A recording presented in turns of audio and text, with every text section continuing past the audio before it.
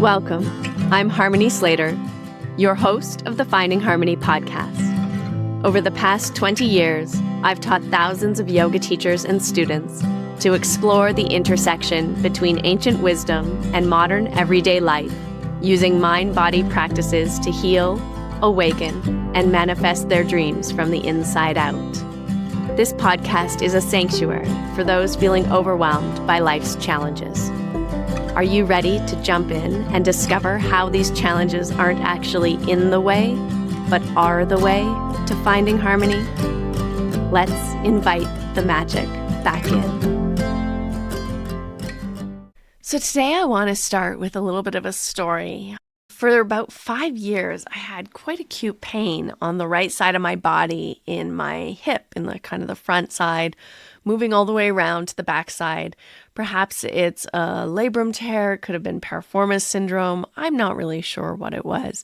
I went to the doctor several times and had ultrasounds and had x-rays and had tests and experiments and all the things. And the doctors kept just saying, there's nothing wrong, but it was quite acute pain. And so I just decided to live with it. So what I'm about to share was very, very exciting to me because I went to meet today's guest in Glasgow, Scotland, Fotoula Adrimi, and I had a shamanic session journey with her, which really was mostly about me lying down on the floor and her drumming and some chanting and different things. My eyes were closed the whole time. And I went on a little bit of a journey, seeing different images and different things showing up in my awareness. But she went on quite the journey, which she explained and described to me at the end of the session. And what was interesting is part of this soul retrieval, or this bringing myself back, or parts of myself, parts of my soul, parts of my spirit, or my energy body, or maybe karmic, ancestral, different parts of myself that were existing in different realms, bringing them back to this version of harmony, to this timeline, this body.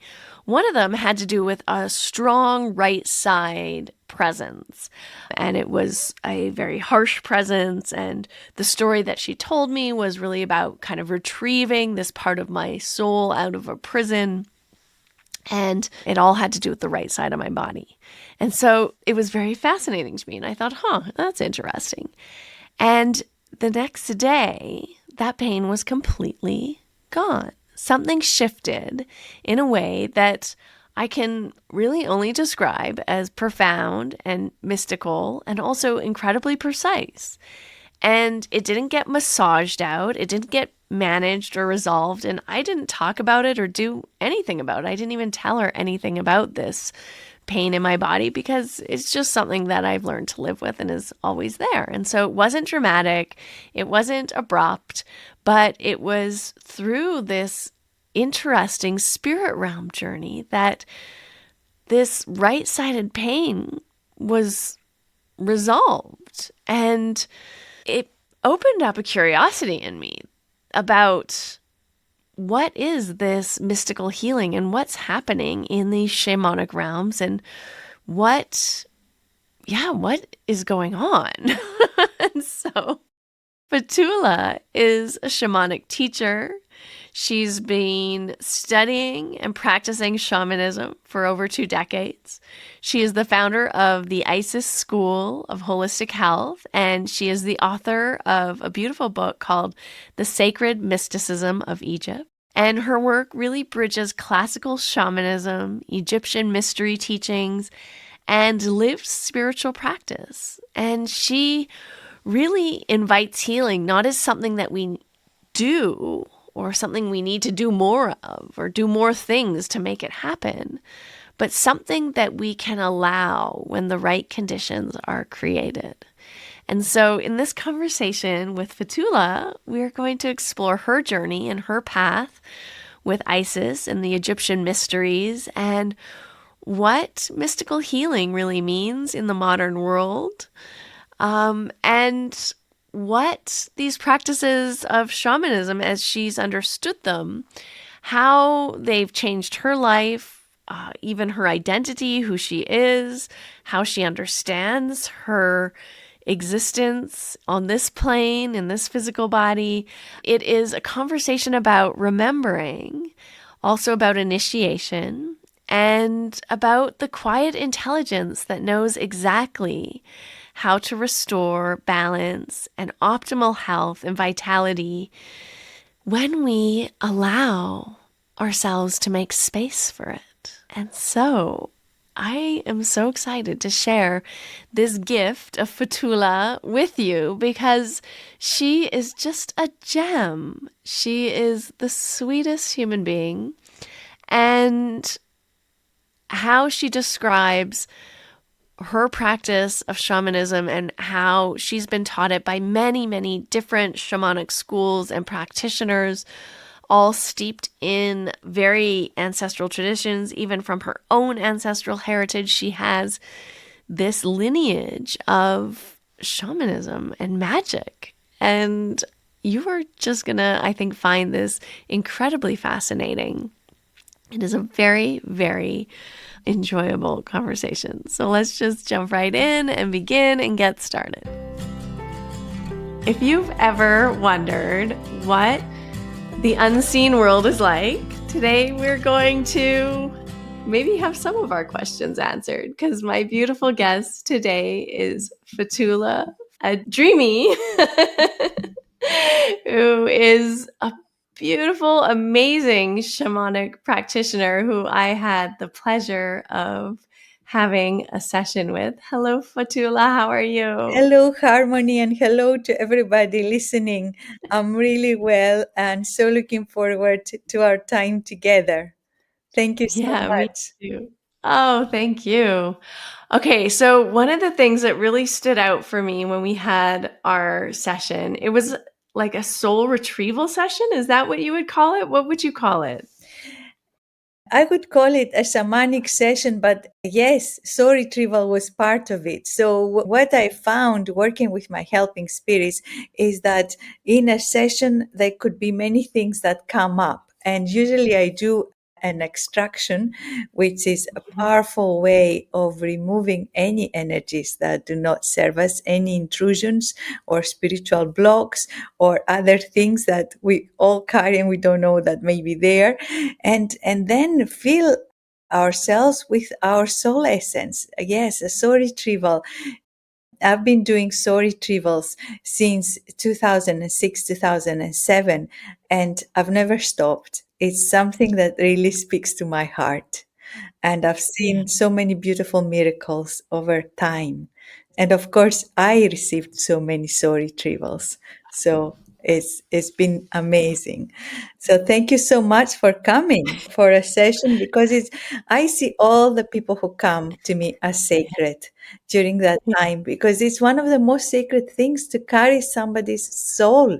It's the most precious essence that we have and it's so beautiful. So it's an honor. It's an absolute honor.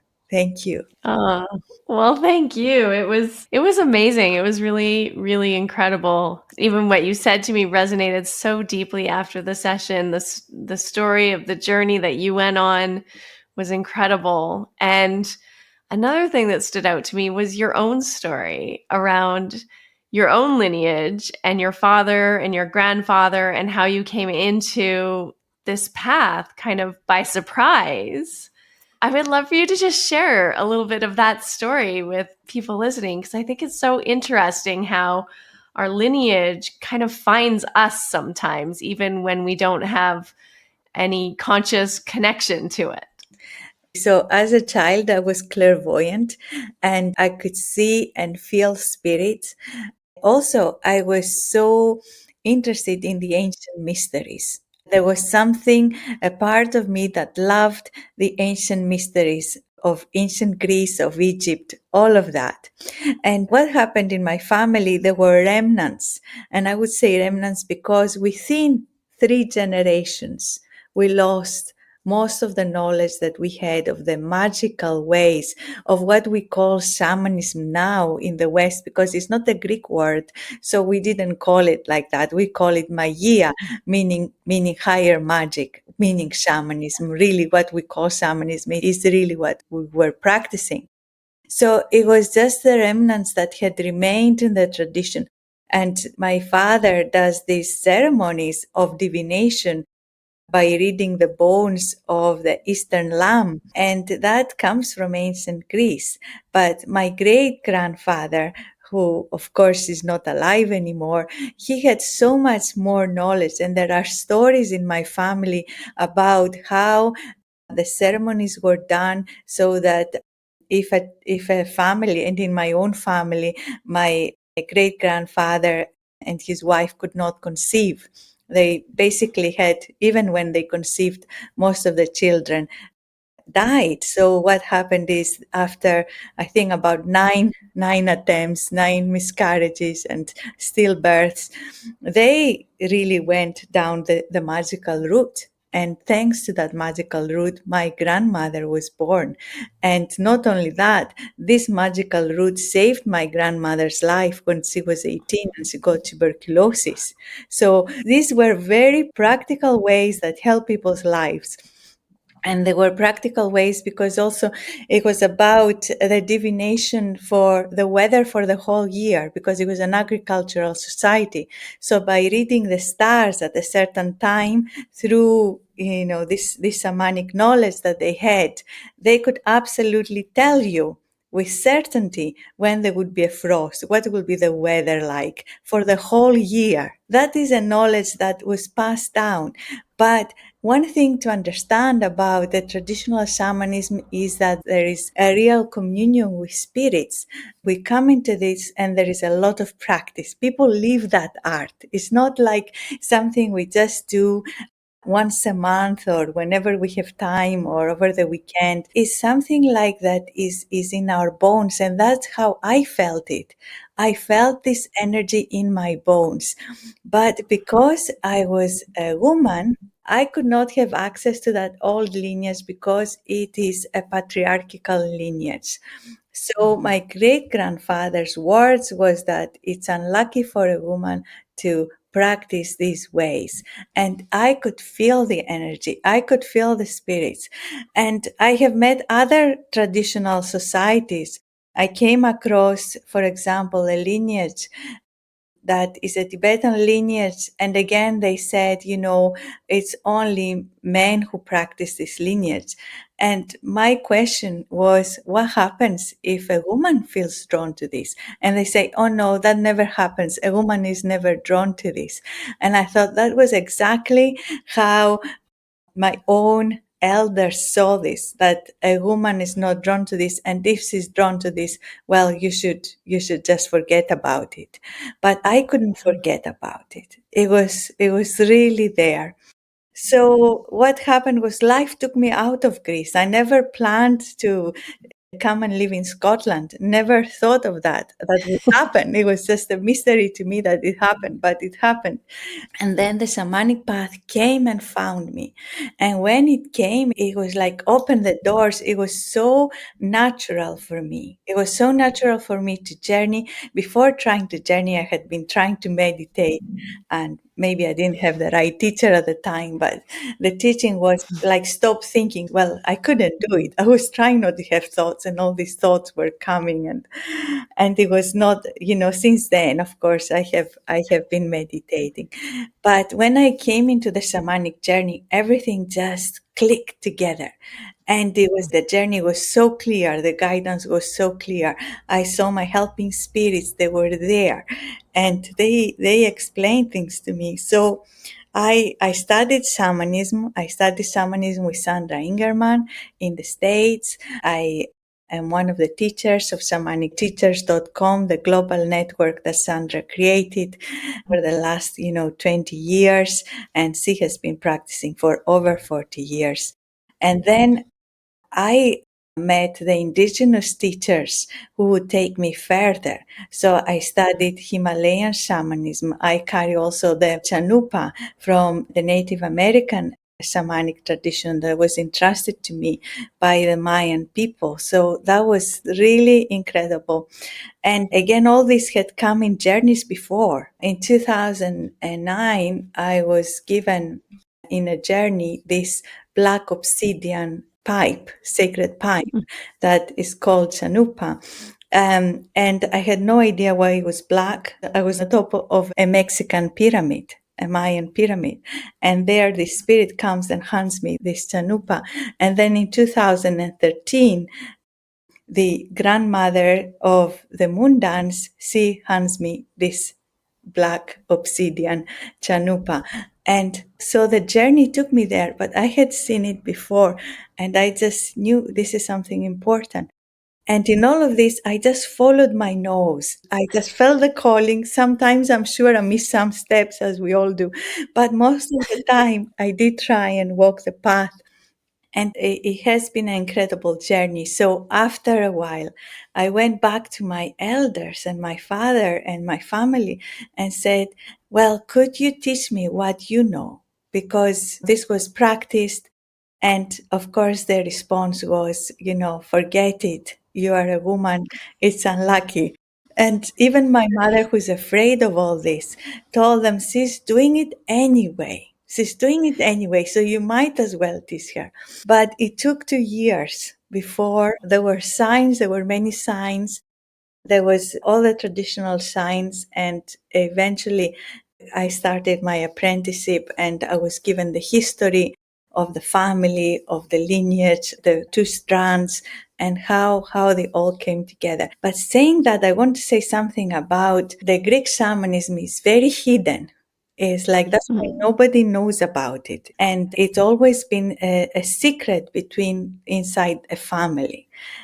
Because the people, of course, in the village would know, and they would go to the person and ask for, whatever help with health, practical problems.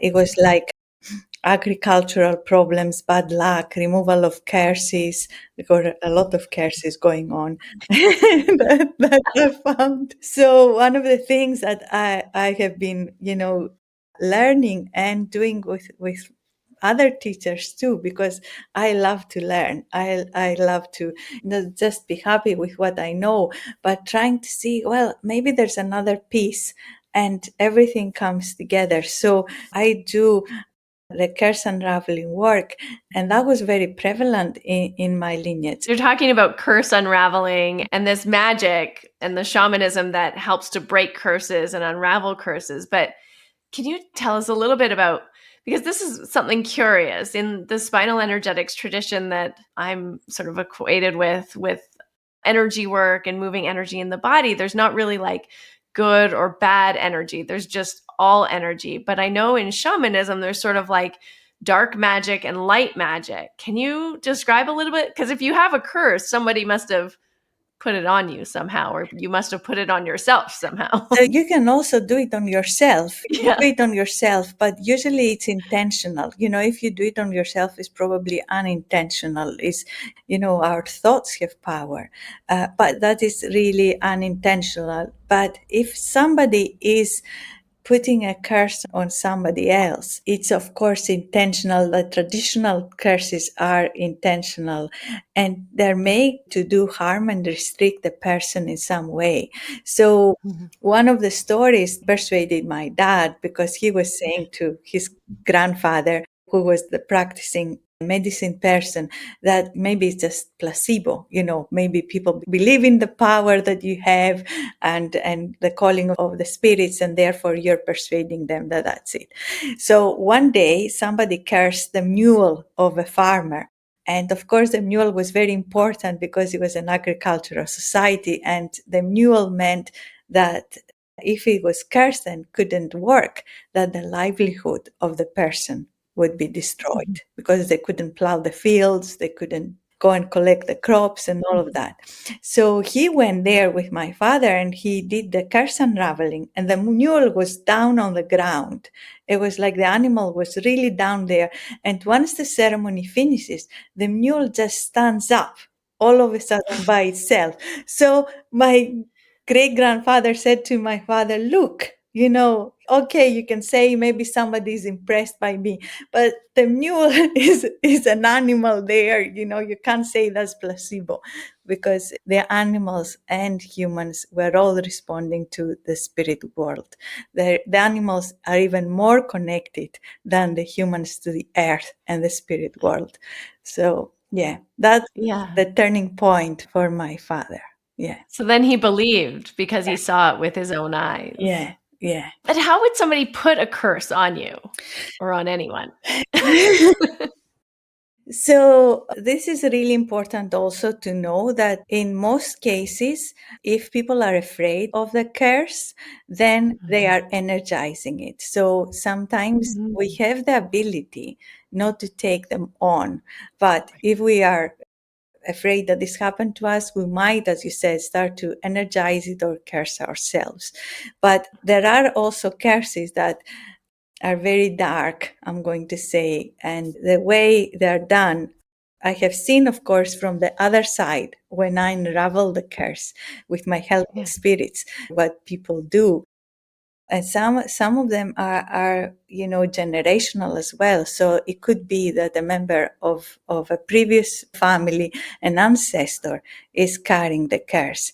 And one Mhm. case, there was an ancestor who the curse was that this person's bones melt like the wax.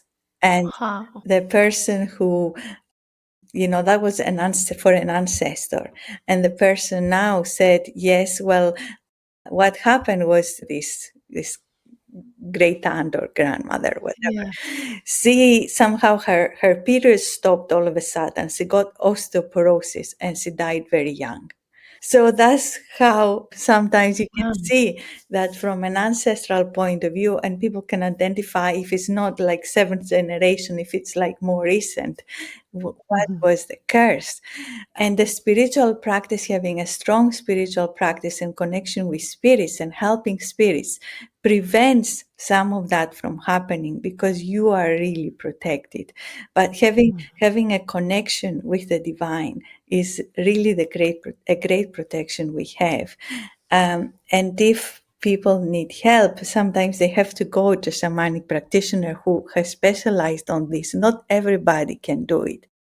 For me, it took years and years of learning before I can say, yes, I can handle, I can't say everything because nobody can say that ever, but we can see. And sometimes you find it's from a past life. Yeah, there was an interesting story in your book, The Sacred Mysticism of Egypt, that I was reading about a woman who was in a pyramid and started having a remembrance of a past life where the ceremonies were being done in a way that was offensive to the gods or the spirit realm. Yeah. And then it kind of like created a problem for her. Yes, Egypt lasted for more than 5,000 years. So Egypt is vast, and before Egypt we have Atlantis, we have other civilizations, but even 5,000 years is the recorded history. It's much more than that, I feel. And people may have had during these 5,000 years a reincarnation in Egypt. And some people who are drawn to Egypt, but sometimes they're afraid of Egypt. They think, oh, yeah, there's something drawing me there, but I can't touch it because I feel afraid all of a sudden.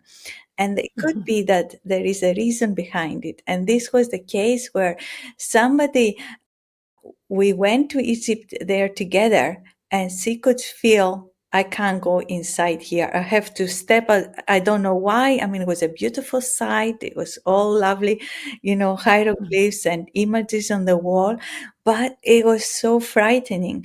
And what it was in a past life. It was during the time of corruption. So there is a time of light, the golden times, which is what I write in Sacred Mysticism of Egypt. But during the time of corruption, what happened was the priests who were meant to initiate, and these are very sacred initiations that are supposed to connect you with your infinite spirit and bring the power of your spirit in the service of the community. They misused the symbols and they changed the symbols. I was saying to her, because she was afraid of specific symbols, I said, is the symbol that you remember the same as this one? And she was saying, no, it's not, it's distorted. The one I remember is distorted. And you can see those distorted symbols. Some of them are still there. And in person's aura. So what happened was, when we unraveled this, it was a huge cleansing. She had some physical symptoms, like the whole body was cleansing. She had to lie down. She had diarrhea and all sorts of things. Wow. Yeah. Yeah. And then she felt so clean. She says, I feel so clean and so connected. And then we were able to do the initiation that my helping spirit, the goddess Isis, has been given me since 2006. This amazing body of work. It's called the Seven Gates of Awareness. And there are initiations there of what she calls the initiations of the living light. For us to become the living, we are living in a body, but to become the light that we are while we are in the body, not wait to die. And this is what they practice in ancient Egypt. So we were able, with the helping spirits, to recreate that initiation in the right way for her. And then she said, I need nothing else. I'm done. I'm just like complete. Really amazing. And that's the gift of being at the right time in the right place. Yeah. What's coming up for me is so interesting. Like, we hear a lot, like in science and with epigenetics, this idea of, ancestral trauma, and that we carry maybe like trauma statements or thoughts, beliefs from our grandparents, great grandparents, parents, like all the way back, as you say, maybe up to 7 generations. And so it's interesting, these curses kind of in my mind, I think it feels like almost just trauma. And maybe that's another word for this kind of energy that someone's carrying. A curse is something that someone deliberately, when we talk about curse unraveling, it's like somebody deliberately, with black magic, instead of working with the light, they work with the dark. Like, I work with beings of light. I don't work with other type of spirits, because I don't wish to work with spirits who want something from me. It's always based on unconditional love. So sometimes people are looking for a spirit helper and they have not been properly trained, or they just want to, a spirit guide, whoever is there, and they might get a spirit that is wanting something in exchange, and then they are not free. But if you work with beings of light, it's an amazing feeling, because what happens is, the more you channel those energies, the more you're filled with light. But if you work with beings who want to control you because you are power hungry, that is what usually happens. Somebody is trying to control another person, or they are envious, or they don't want that person to succeed, or they do things like that. And then they are carrying the energy of those very heavy beings who really want to feed their ego. Mm. So a curse is something that somebody constructs energetically and then sends to a person to stop them from whatever they are doing. Yeah. Okay, this opens up so many questions for me. So I know you've studied so many different lineages of shamanism with like different masters and traditions, and going right to those origins. I'm curious, like, how would somebody connect if they were interested to these beings of light or to a spirit guide? I think, like, in our culture, we hear a lot of people talk about, oh, I'm connecting to my spirit team or to my guides. But like, really, what is that? How do you do that? Not just like pretend to do that. So the way that happened for me initially, I was really a child, and it was Mother Mary who was coming to me, and that I didn't call her to come. She came by herself. So I felt that very beautiful energy that really sustained me during those years of childhood, which were difficult years for me. Because the Greek culture is very tightly controlled and there wasn't much room for doing my own thing. But I was really protected in this mantle of love. But now that I teach people the shamanic ways and I teach people how to connect with the spirit guides, I would say that the most important thing is to have a very clear intention first. And that intention has to come from the heart and not just curiosity. Why do you wish to open to the spirit world? Knowing that if you open to that door, you need to know why, and you need to also know that you are able to close that door. So this world has rules, that if you don't know what these rules are, you might not be able to close that door, or something can come that may be a shapeshifter, and maybe somebody who you're not able to communicate. And so you have first thing for me is safety. So first thing is know yourself. What is your mind? What are your thoughts and what are the thoughts of other people?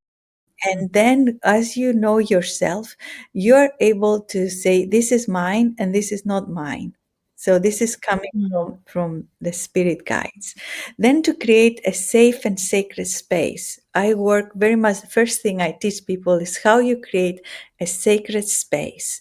And in old style mediumship, I saw that in Scotland because there is a huge tradition of the spiritualist church.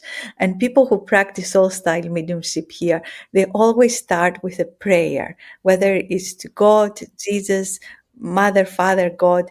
They practice that. So we create a sacred space. So I built an altar. I teach people how to build an altar, how to connect with the divine, how to connect and open that door. Bring a gatekeeper.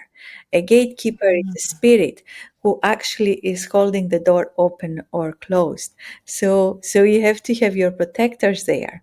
And then with an open heart for the highest good, build that spiritual power. And in shamanism, a really important way that I have found working is the cosmology, that is the medicine wheel. So I work a lot with building the elements, building the directions, opening to these worlds, and building them within us. So we are also there. There are so many things you can do, but the most important thing is the intention. Is it for the highest good? And to find a good teacher who can guide you, because a teacher is not just giving you a book to say, here's, just read this book and call the spirits. But a teacher has already opened that door. A teacher knows how to open that door easily and safely. And they can say, right, I'm not just teaching you the method, I'm also giving you the energy of this work. It's a transmission.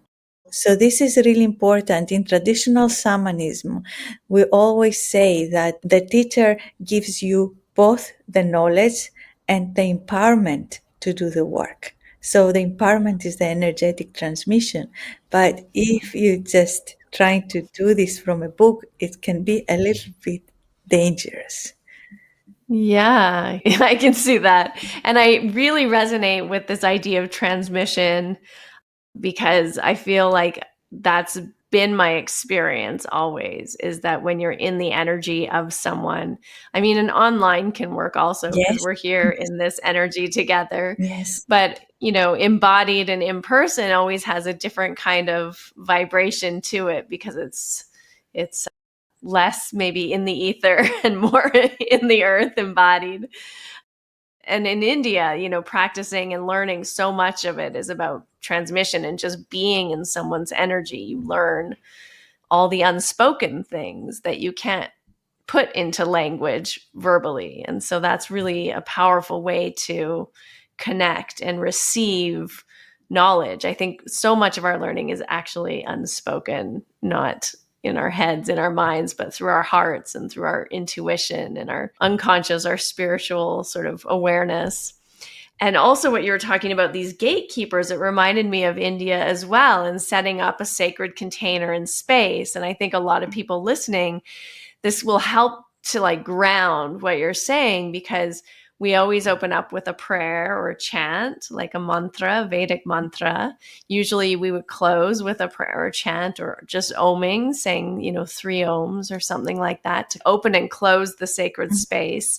And then often we're calling in like Ganesha first, who's the gatekeeper or the door opener and closer, and then doing whatever ceremony, whether it's an asana practice or studying or learning, and being in that energy, and then again closing with a chant. And so it's interesting how this is kind of embedded, this structure that you talked about is embedded in ancient traditions like all over the world. Absolutely. This is so important, Harmony, what you're saying, that these traditions of opening the sacred space, closing the sacred space are really well practiced and embedded in everywhere in the world. It's not new. It's very, very ancient, but it's very safe because people were drawn to the spiritual world because we are spirit.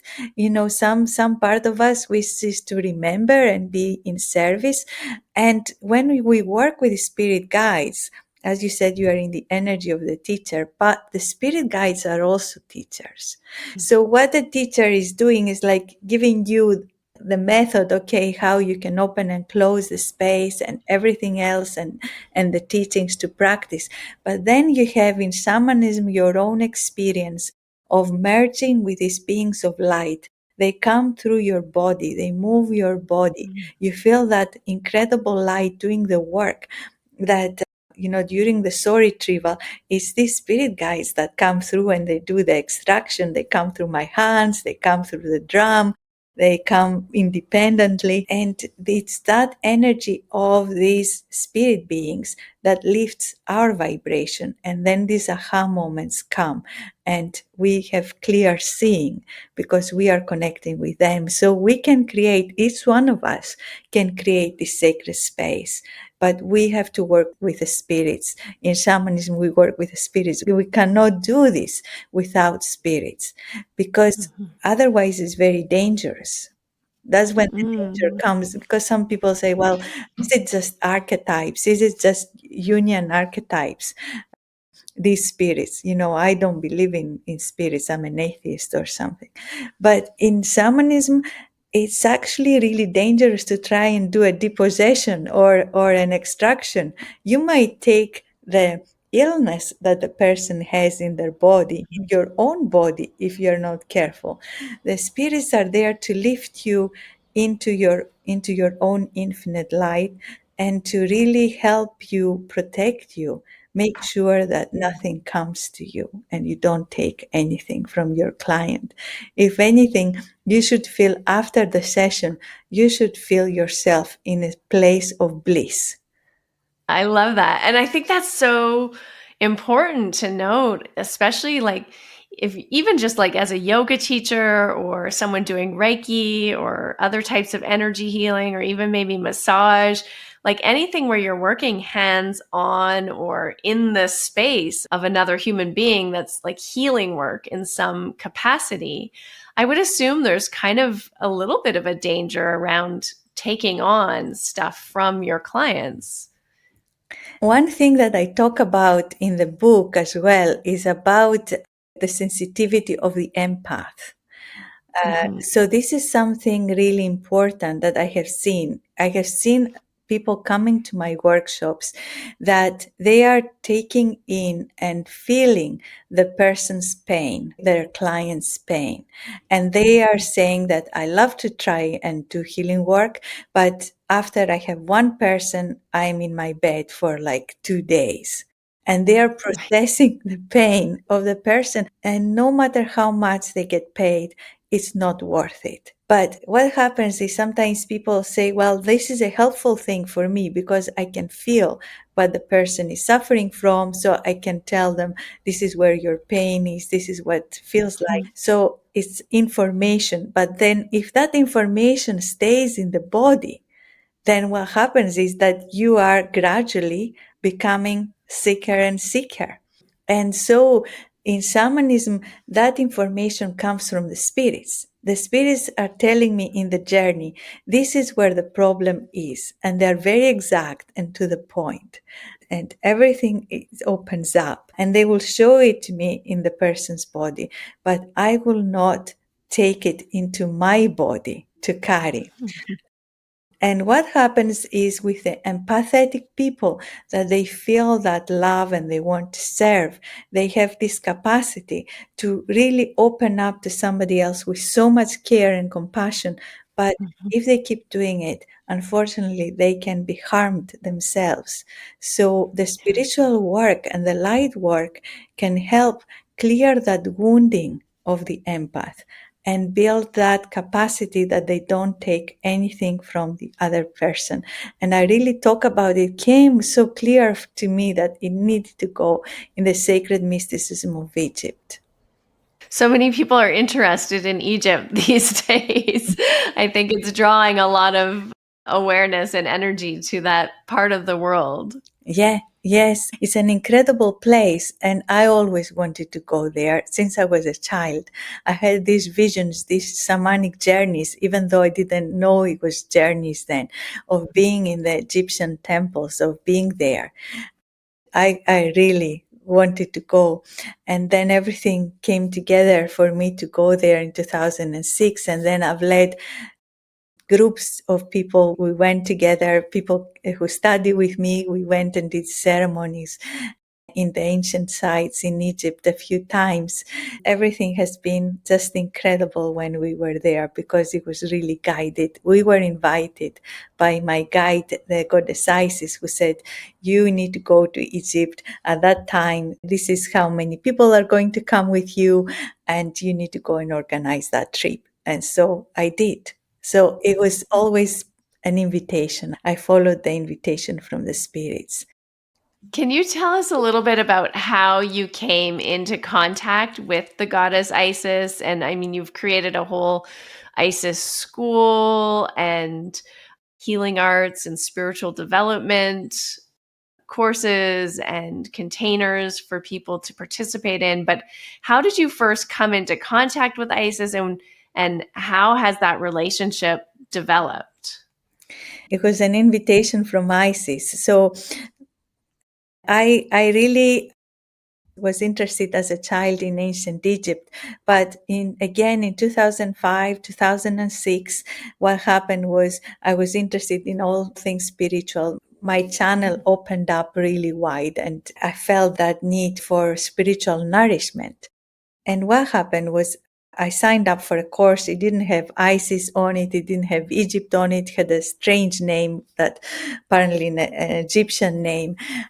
And I found this course was about Egypt and healing, Egyptian healing, but somehow it wasn't the right thing for me. So after doing that, my helping spirits at the time said, no, you should stop going to this course anymore. It's just not for you. You will find your own way. And I was quite sad because I thought, this is Egypt. This is what I've been dreaming of.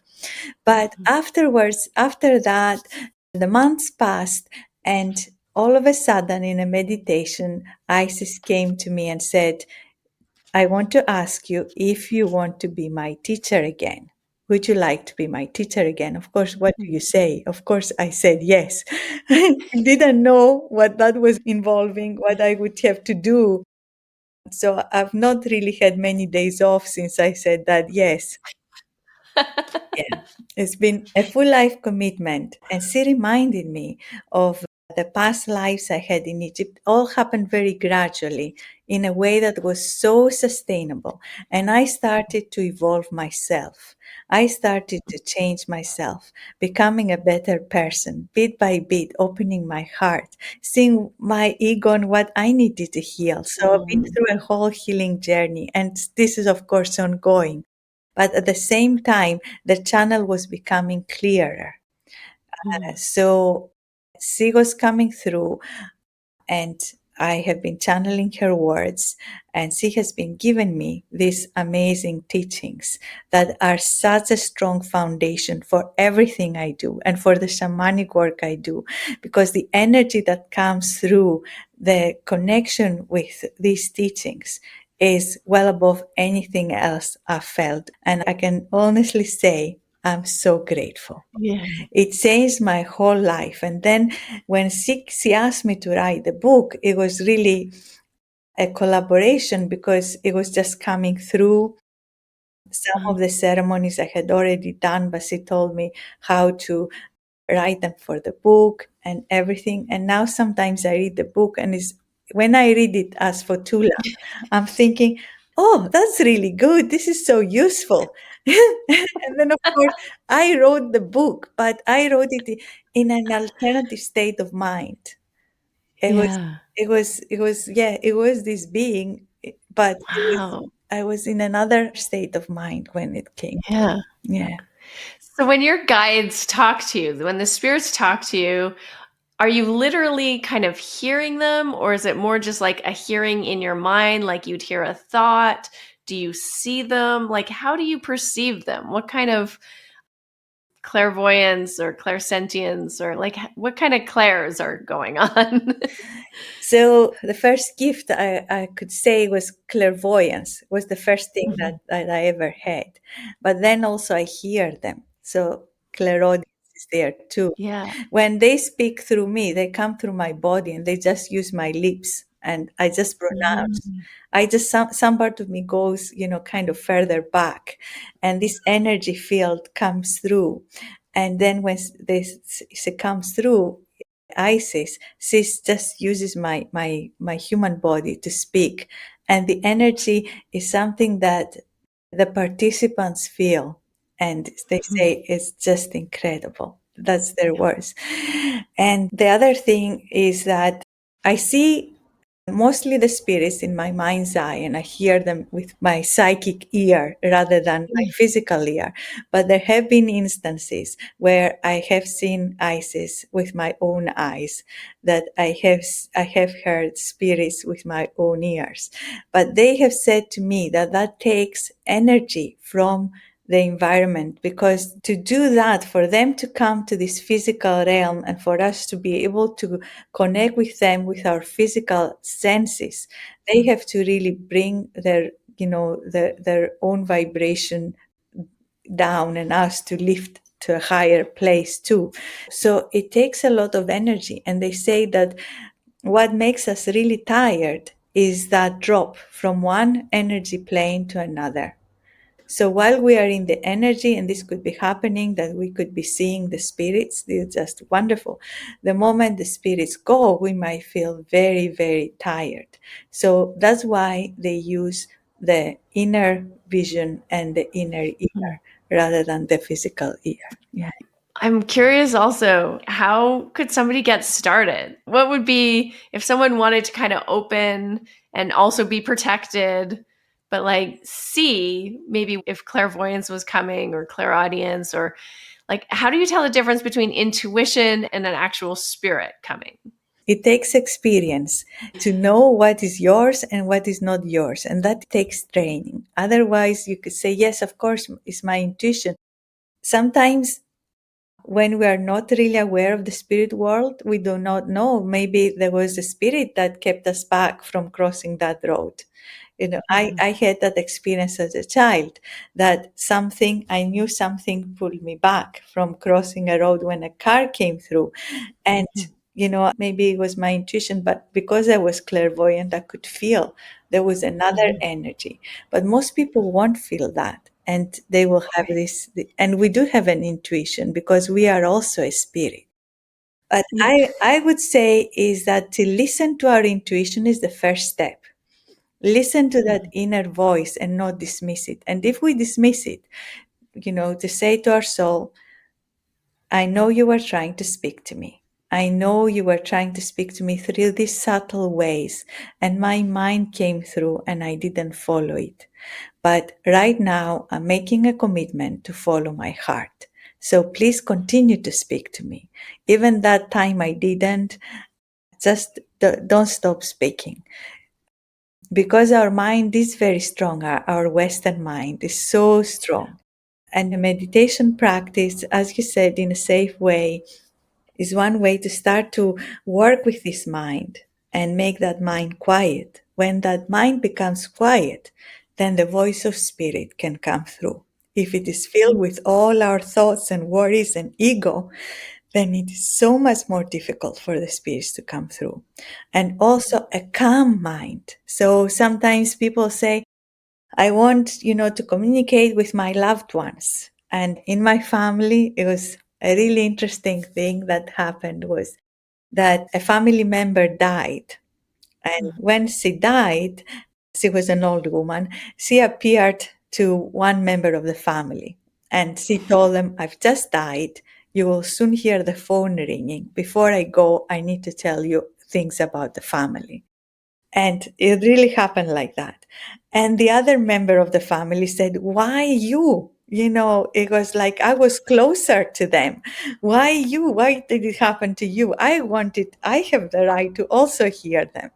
But it was because there is so much emotion. So there's this like so much grief, so much turbulence. It is like overwhelming. So that state of equanimity, that state of peace is what we need, mind and heart, to be able to connect to the spirit world. Because then we can listen. We can really listen. So it takes training. And I would say, yes, one of the things that we do in shamanism, and it's a very safe way, is to work with a power animal. Because a power animal is an amazing way to work with the power of nature that exists in nature, that is close to us, and that is much more connected to the earth than we are. So a power animal is also a protector and can be there for us and can be a first step. But ideally, I would say to people, do not look for Google shaman. Do not try and find a power animal through asking the AI, what is my power animal? Is really listen to the signs. Listen to what is coming. Sometimes the power animal manifests in our life. You could see a bird so many times. Or one time I was teaching a workshop, an Isis workshop, the ancient Egyptian mysteries. And just before everybody arrived, this bird just came in the window and was just fluttering, just at the window, just looking straight at me. And I said to the bird, thank you, Isis, for coming. And then she just flew away. And so the beings of light can take the form of a bird, can take the form of an animal. And when it comes to us again and again and say, well, how many times do I need to see this animal? I see it in a book, I see it everywhere. Sometimes it is a power animal that is trying to speak to us. And that is a safe way of journeying through the tree of life, or what we call the lower world, to get in touch with a power animal. And if people want to do that, I have some free videos on my website, the Isis School of Holistic Health.com. And there are videos there that take you to this journey of going to find your power animal. And in that video, I hold the container, because shamanism works beyond time and space. So it's not time related. That video was done maybe some years ago, but the journey is still there. And in ancient Egypt, when they built the temples, they called them the temples of millions of years. And they put all the ceremonies, the main ceremonies that they were doing, they inscribed them on the walls with the imagery and everything. So is the priests and the priestesses who are dressed with different clothes and headdresses and whole staffs. So, for example, as I said, the priestess, of course, it was a woman. But what happens is they say these ceremonies that they've done on the walls are still taking place. So these temples, when we go there, the energy is still there. And during the golden times of ancient Egypt and the pharaonic Egypt, the priests and priestesses, they would go and energize with chants all these hieroglyphs, all these images. All these ceremonies were taking place also throughout the year. But now that they are on the wall, they are still taking place. They are still happening. I was in Kedarnath, which is one of the most ancient, very old temples in India. It's still active, still Vedic ceremony and sacrifice are going on there, fire pujas, and you can feel just like the intensity, the elevated energy in that space when you're there. It's amazing. It just like emanates from the walls. Yeah, So I can imagine what ancient Egypt temples would be like. amazing. To connect with these places, they're very sacred.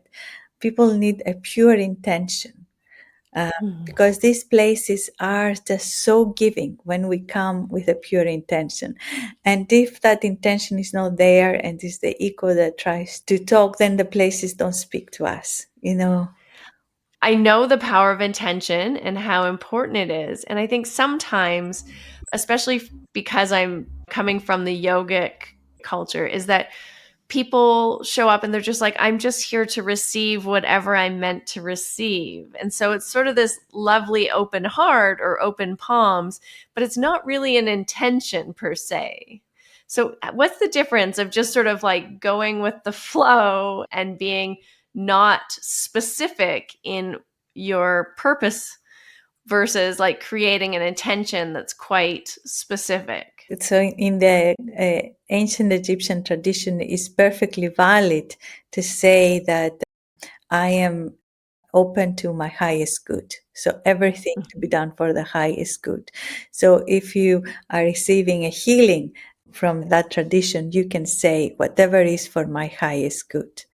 In traditional shamanism, in some cultures, they really want you to have a specific intention. So the spirits will say, tell me exactly what you want. You have to be absolutely certain, and it has to be something pragmatic, not just, oh, I love the stars and, whatever. It has to be Yeah. very practical, because that's how these beings work. Because in traditional shamanism, we have a lineage of spirits, and they have been used to working with people, for an agricultural society for specific things.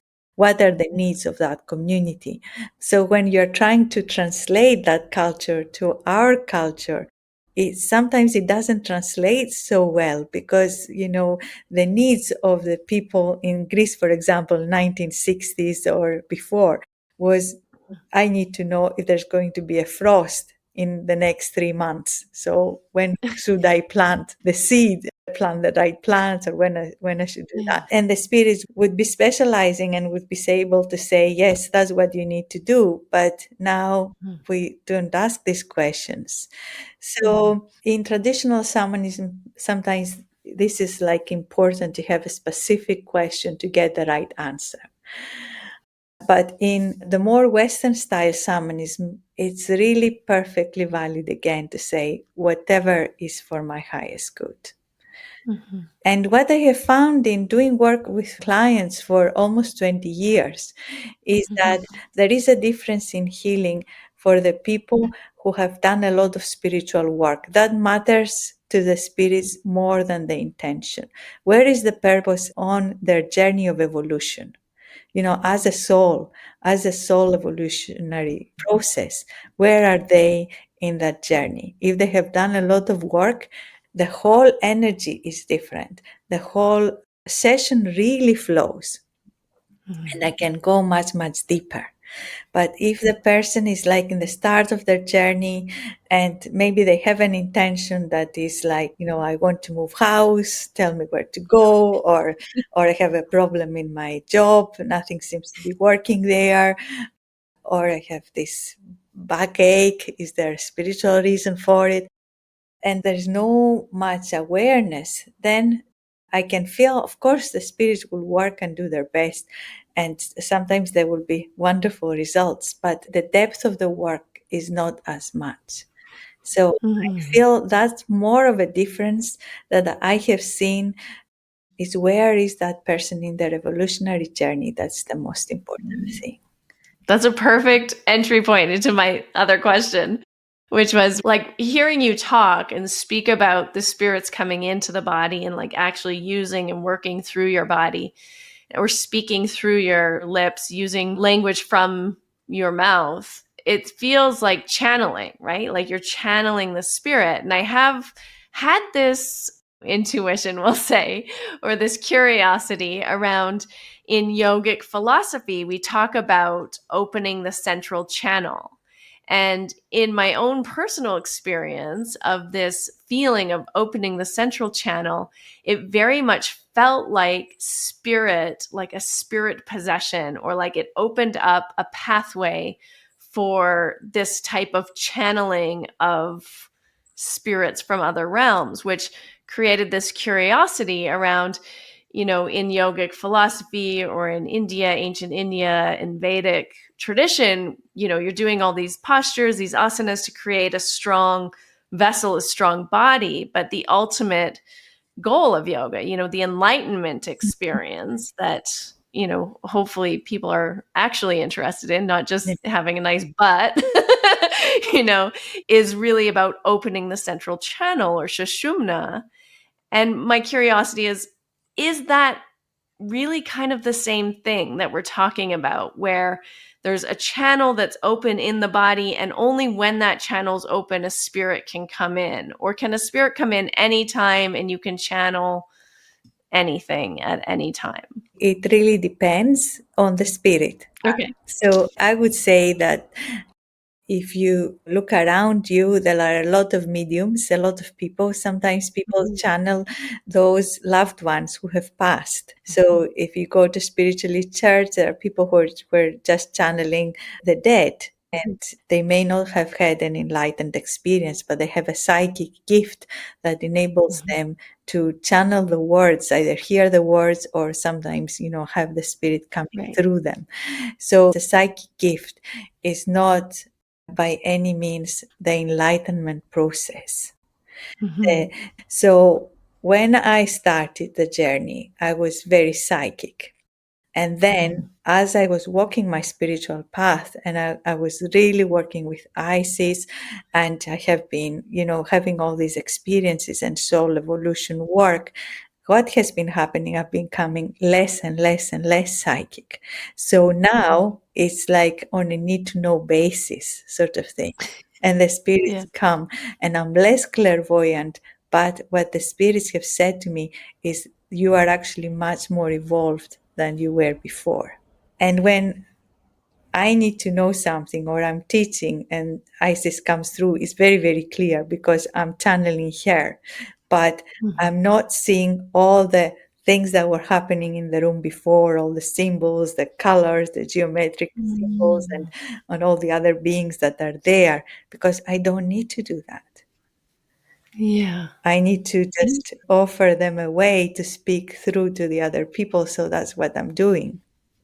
So it's like maybe getting more focused in that energy rather than just being like an open, Yeah. like open to everything. Yeah. You're actually consolidating and getting more specific in what energy is coming through. Yeah. And I've spoken to other spiritual teachers who are now maybe in their 80s, and they're saying that happened to them, that everything became so much more focused the more they grew. And it was very much less about channeling every spirit, but really channeling just the enlightened ones. And what Isis has said to me is that the work that I'm doing with her and sharing in the book and sharing in the courses is about getting in touch with the light of the world so we can become that light. Yeah. Beautiful. I think our planet needs it now more than ever. Yeah. And I feel that there are so many wonderful people who are waking up, like myself. At some point, I was asleep and I woke up, and so many other people waking up, and somehow we all find each other and we start to work together, and we start to bring these gifts of the soul. They are much more than psychic gifts. They're the gifts of the soul to this planet. that really needs those gifts right now. Is that what you would call the evolutionary path of the soul? I think the evolutionary path of the soul is embodying more and more the divine self that we are.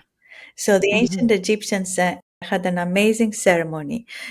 I describe some of that again in the book, that at some point they would go into the Great Pyramid and they would lie in the sarcophagus, and the community will call the person's divine spirit, called the Ba, to come into the body of the person who was lying down and say, right now that you have this experience of your Ba coming into your body, and that you can become and work then to become that divine being that you are already.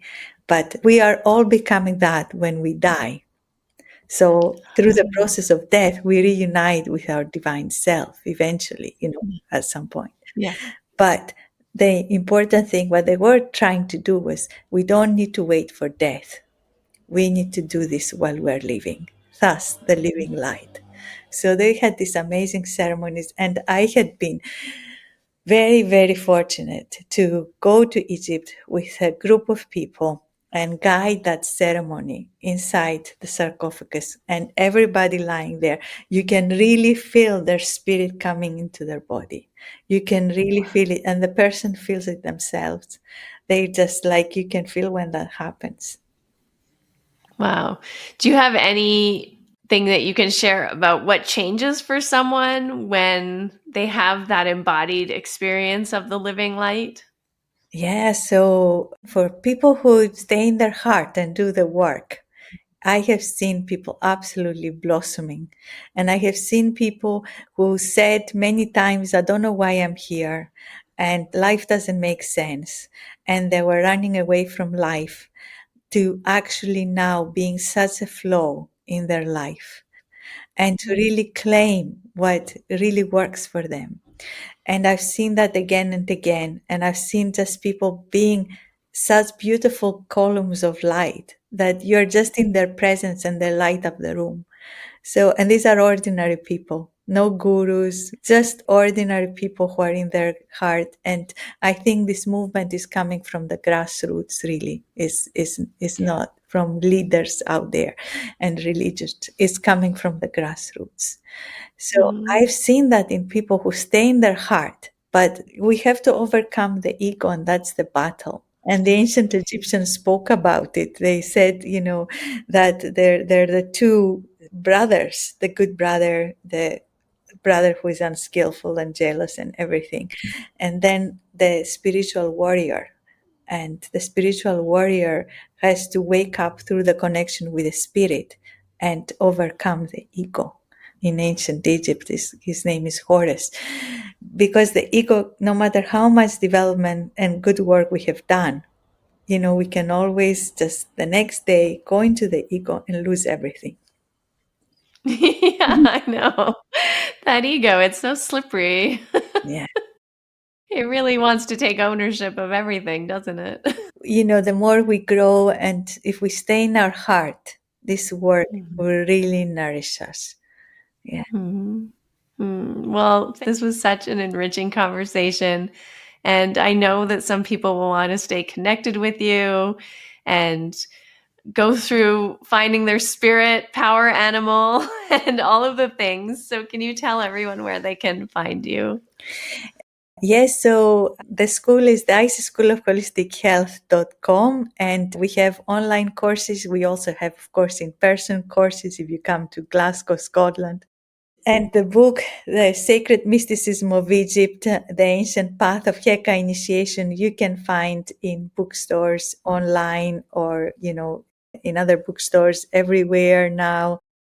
And if you find the book and it speaks to you, you can always write to me, because I would love to hear from you. And if any questions come, I love to answer your questions too.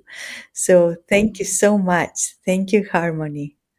Thank you for the work you're doing in the world. It's such a blessing to be in your presence. You have an amazing light. Thank you so much. Well, I hope you found that fascinating. And what we're really talking about is quantum healing. Understanding that healing doesn't happen only through linear effort or intervention, but through shifts in awareness, coherence, and in deeper energetic fields that organize not only our body, but also our mind and our emotions and our spirit, and on different timelines potentially, or different areas of reality that maybe we're not consciously aware of. And so when those fields change, then our biology also changes. So if this is something you're finding fascinating that you'd like to explore more and experience even for yourself, if you can feel and you know deep down that your body is more than just intelligence or physical matter, and you want to connect to that innate, inherent ability to regenerate and heal, and you know that there's something, a power that you can tap into beyond what you've been taught, then this is your invitation to experience directly. You can find the links in the show notes for our masterclass. It is happening one more time on March 7th, and this is an experiential space where we're going to work with some of these principles, and you can start to feel it in your own body and begin to move beyond your own understanding of what health and healing is and what it takes to be healthy and to be healed, and start to live into this embodied change. So find all the details there, and thank you so much for listening with your presence, with your curiosity, with your open heart, your open mind.